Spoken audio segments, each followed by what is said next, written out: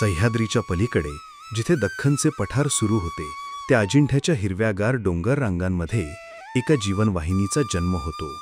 तिचं नाव पैनगंगा। आज आपण प्रवास करणार आहोत विदर्भाच्या दक्षिण भागाला समृद्ध करणाऱ्या याच पैनगंगा नदीचा।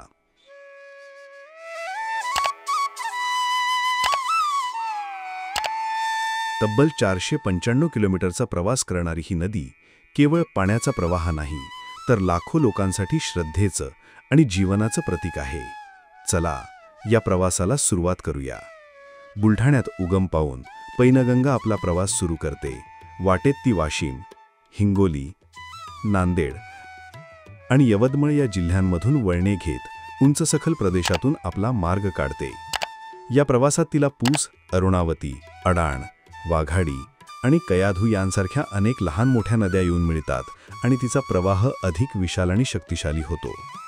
पैनगंगेचं खरं सौंदर्य आणि तिची शक्ती अनुभवायची असेल तर नांदेड जिल्ह्यातील सहस्त्रकुंड धबधब्याला भेट द्यायलाच हवी।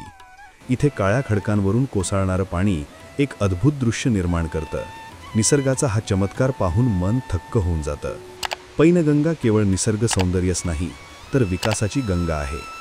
यवतमाळ जिल्ह्यातील इसापूर येथे बांधलेलं धरण हे महाराष्ट्रातील 4थ्या क्रमांकाचं सर्वात मोठं धरण आहे।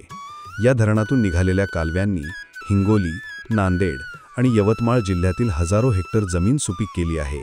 पूस, उमरखेड सारखी शहरे याच नदीच्या पाण्यावर आपली तहान भागवतात। आपला प्रदीर्घ प्रवास पूर्ण करून महाराष्ट्र आणि तेलंगणाची सीमा निश्चित करत पैनगंगा चंद्रपूर जिल्ह्यातील वढा येथे वर्धा नदीच्या विशाल पात्रात स्वतःला समर्पित करते आणि पुढे हीच वर्धा नदी वैनगंगेला मिळून प्राणहिता या नावाने ओळखली जाते आणि गोदावरीला जाऊन मिळते। तर मित्रांनो, ही होती कहाणी पैनगंगा नदीची, जी डोंगरात जन्मते, मैदानांना हिरवगार करते, धबधब्याच्या रूपाने गर्जना करते आणि धरणांच्या रूपाने जीवनदान देते। खऱ्या अर्थाने ही विदर्भाची जीवनवाहिनी आहे। तुम्हाला पैनगंगेचा हा प्रवास कसा वाटला? कमेंटमध्ये नक्की सांगा। व्हिडिओ आवडल्यास लाईक आणि शेअर करा आणि अशाच माहितीपूर्ण प्रवासासाठी आमच्या चॅनलला सबस्क्राईब करायला विसरू नका। धन्यवाद।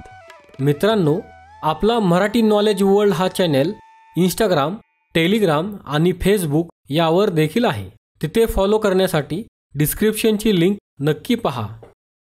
हा व्हिडिओ जर तुम्हाला आवडला असेल तर हा व्हिडिओ लाईक करा, व्हिडिओ शेअर करा आणि आपल्या चॅनलला सबस्क्राईब नक्की करा। धन्यवाद।